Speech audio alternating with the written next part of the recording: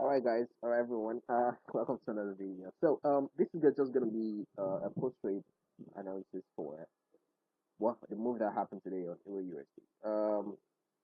But before then, I'd like to explain GBP USD. Reasons being, I took a loss earlier today on GU, and the reason was because I was targeting this low right here.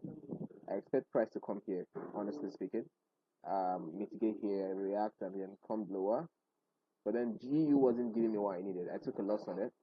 It wasn't giving me what I needed, so it made sense for me to look for something else that I trade and is actually respecting whatever it is that I want to do in the market, right? Let's start from the 1 hour.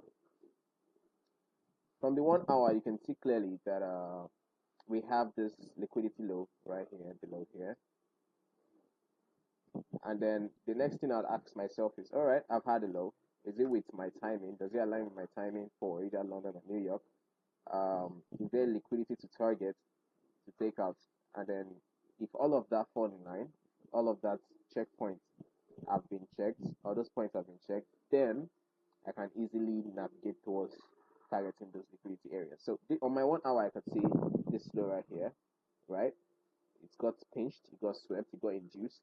Then I just go into my lower time frame to look for entry to take on the trade sell, right? So that is for the liquidity part. Now for the entry part, this could be your first entry right here, right? Just this right here. This could be your first entry. You can just at this point just right price higher into exactly where you want it to be your TP, which is in this case here, right? This is the first move, but most people wouldn't take that because it is risky. Firstly, it looks there was no confirmation enough, unless from the 1 minute time frame. So as you can see, this is the 1 minute time frame. The mitigation is nicely done well, but let's go back to the 5 minutes that we're trying to analyze because I took my trade on the 5 minutes. Okay, before the inducement, right, we need a build-up of liquidity, and to me, where would I find all of those? All of this to me are all liquidity. Everything inside of here is a liquidity to me, and everything is a liquidity because you can see it stacked up. It's not making any sense. When you have a trend that is not making sense, definitely they are all bunch of liquidity with the kind of strategy that we trade. Now, what am I going to look for? I'm going to look for another entry. Now, an order block entry is going to be here, right? That's how it should be. An IPA entry is supposed to be here. But the bigger question is, why did I choose here as my entry? And here is my answer. If we look closely at all of this block right here, right, there is no gap. The only gap that we can see is from here, right, to here, and it has already been filled by what? This guy that came back down here to mitigate the OB. So there is no gap anywhere. There is no gap here. There is no gap here. Everything right here has no gap. The only place again that has a gap is where? Is from here to here. So this is the only place that has a gap. And as you can see clearly what happened, market came into that gap area.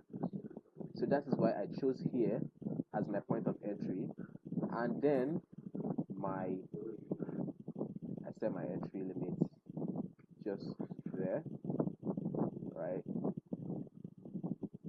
And then I put my stop by this low, and then I targeted exactly the same liquidity high. Now, why did I target this high? I targeted this high because this is the next liquidity that needed to be swept. As you can see, this was the beginning of the old liquidity move. This is my exit in this case, and then I targeted it like so, and that was the trade for today. Then it stalled a little bit for a long period of time actually, but at the end of the day, we had the TP nicely done, fine and well. So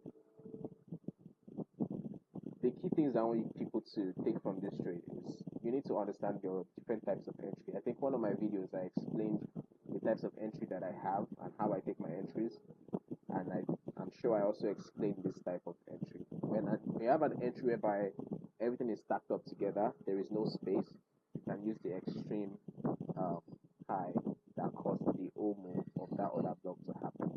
But then when you have a liquidity, in most cases, an example would be this particular one right here. You can see all of this liquidity right here. Price created liquidity into that area and then sold off into this liquidity line right here. You see how that is?